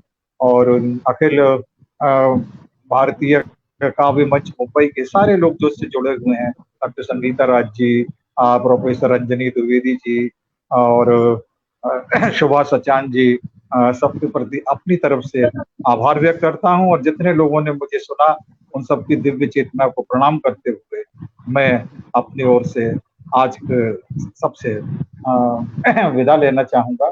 पुनः पुनः आप सबको आभार देता हूँ। नमस्कार, प्रणाम। जी सर, जी सर, विकास जी कुछ कहना चाह रहे हैं? जी सर, सबसे पहले तो मैं क्योंकि अंजनी प्रोफेसर जी को लास्ट में जुड़ के 2 मिनट आप दोनों का आभार ज्ञापित करना था सभी श्रोताओं का, लेकिन वो कहीं बाहर है, थोड़ी उनकी तबीयत भी सही नहीं है, तो उनका मुझे अभी मैसेज आया कि विकास जी आप अंत में जुड़ जाइएगा। तो इसलिए मैं सर उनके बिहाफ पे बस केवल 2 मिनट और लूंगा। मुझे पता है 1 घंटे, फिर भी मैम ने 1 घंटे 30 मिनट में इतने शानदार कार्यक्रम का आयोजन किया, इसलिए मैं एक बार पुनः हमारे आज सम्मानित अतिथि और होस्ट के रूप में आदरणीय सोनिया दीदी, क्योंकि मैं मैडम कहता हूँ तो दीदी मुझे खुद ही बोला भैया, तो मुझे लगता है दीदी ही ठीक है, क्योंकि आप लोग के साथ कहीं न कहीं घर का रिश्ता तो हो ही जाता है। हाँ, बस दीदी कहना है तो कोई नाराज ना हो जाए, क्योंकि दीदी एक बंगाल में भी है। नहीं सर, वो जो भैया कहते हैं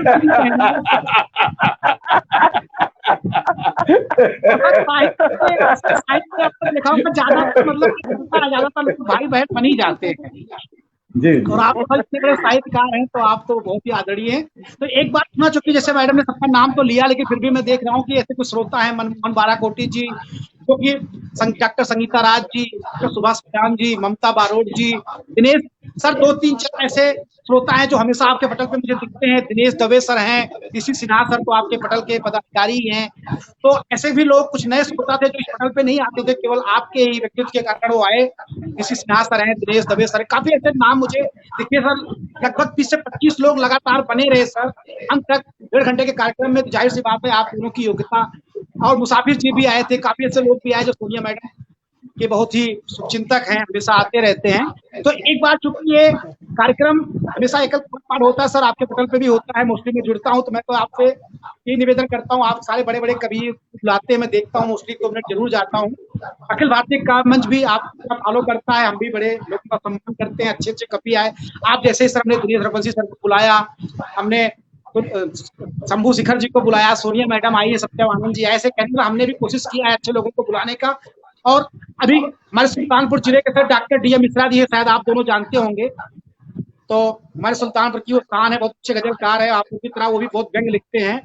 तो अभी सर उनको भी 5 तारीख को हमने आमंत्रित किया है। वो हमारे पिताजी के शिष्य भी है, हमारे पिताजी अध्यापक थे सर, वो उनके पिताजी के शिष्य हैं, मेरे साथ जुड़े हैं। तो उनको भी हमने उनका आप दोनों का नाम लिया, उन्होंने कहा बिल्कुल विकास जी मैं जानता हूँ, सुरेश सर को भी जानता हूँ, सोनिया मैडम को जानता हूँ।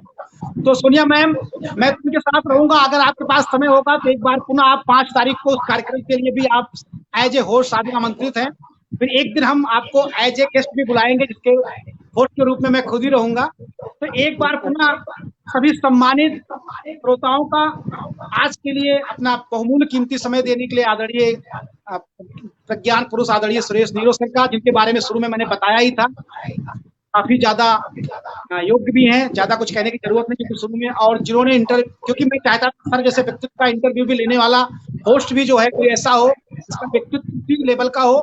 और मुझे लगता है सोनिया मैडम ने इतने बड़े बड़े विभूतियों का इंटरव्यू लिया है, तो उससे अच्छा मुझे कोई दिखा नहीं। तो सर एक बार पुनः दिल से काम मंच की पूरी टीम की तरफ से अतिथि का और होस्ट का, आप दोनों का और सभी श्रोताओं का मैं विकास मिश्रा दिल से वंदन अभिनंदन को स्वागत करता हूं। इसी के साथ एक बार पुनः इस आशा के साथ फिर इसी तरह एक नए शो में हम सब फिर मिलेंगे। सर कभी समय हो तो एज ए श्रोता भी आप हमारे पटल पे अवश्य आएं, और सोनिया मैम तो मोस्टली आती रहती हैं, तो सर आप भी इस परिवार के सदस्य की तरह ही हैं, आपका मार्गदर्शन देने के लिए आप जरूर आइएगा। जी सर, और अनुमति दीजिए हम इस कार्यक्रम को वाइंड अप करें।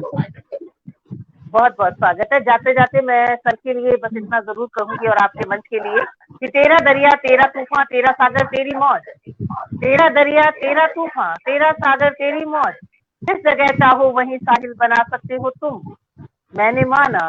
मैंने माना आज धुंधला सा चिरागे याद हो, हाँ मगर फिर भी शहर तक फिर मिला सकते हो तुम, हाँ मगर फिर भी शहर तक फिर मिला सकते हो तुम। आप यूं ही बुलंदियों को छुए और आसमान आपकी मुट्ठी में हो। इन्हीं दुआओं के साथ नमस्कार। नमस्ते सर, नमस्ते मैम।